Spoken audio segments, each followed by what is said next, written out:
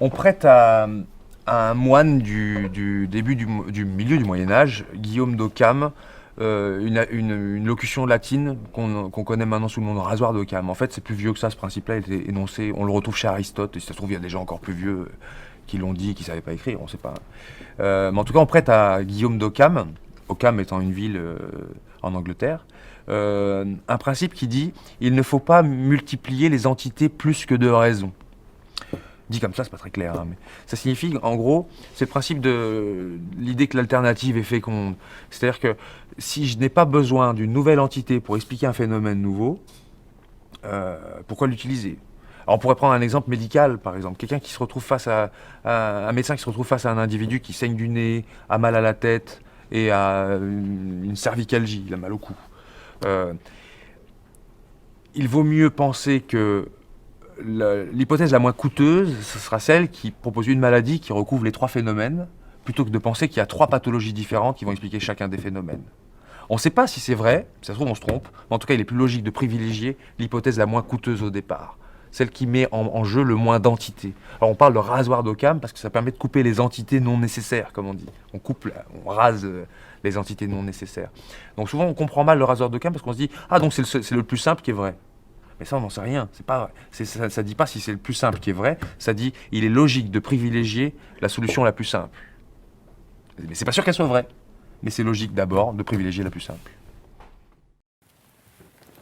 La première chose qu'on essaye de faire à l'Observatoire zététique quand on est confronté à un phénomène paranormal ou pas, la réelle question qu'on se pose, c'est de savoir, pour qu'il soit paranormal, il faut qu'il soit en dehors du normal. Donc la question, c'est de savoir, est-ce que si on essaye de reproduire ce phénomène dans des conditions normales, est-ce qu'il arrive, oui ou non?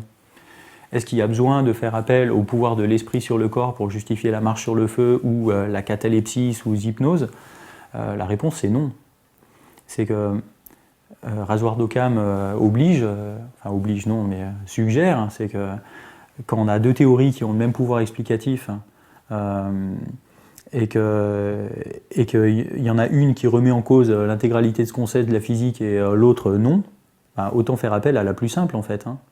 Et la plus simple, c'est qu'il n'y a juste pas besoin d'être sous hypnose, ou il n'y a juste pas besoin de méditer pendant des heures pour marcher sur les braises ou tenir en catalepsie entre deux tréteaux. Donc si on peut faire l'économie d'une théorie compliquée pour expliquer le phénomène, autant le faire.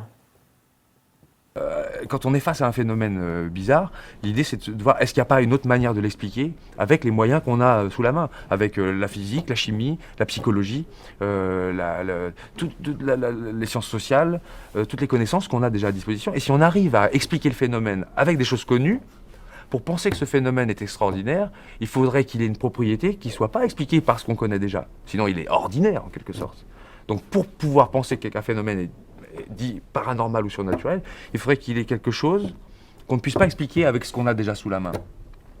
Donc on dit souvent, en zététique, on dit l'alternative est féconde. Face à quelque chose de bizarre, cherchons à ce qu'il n'y a pas une alternative autre que celle du mystère, du don, de la capacité bizarre, du phénomène paranormal. Est-ce qu'on ne peut pas expliquer ça autrement? Voilà. Prenez par exemple une boîte. Enfermez-y un chat et une souris. Après quelques minutes, vous constaterez que la souris a disparu de la boîte. Vous aurez alors deux hypothèses.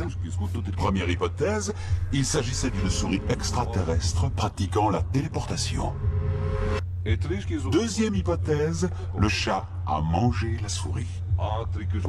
La science nous montre qu'il faut toujours négliger les explications faisant appel au surnaturel ou à l'inexpliqué.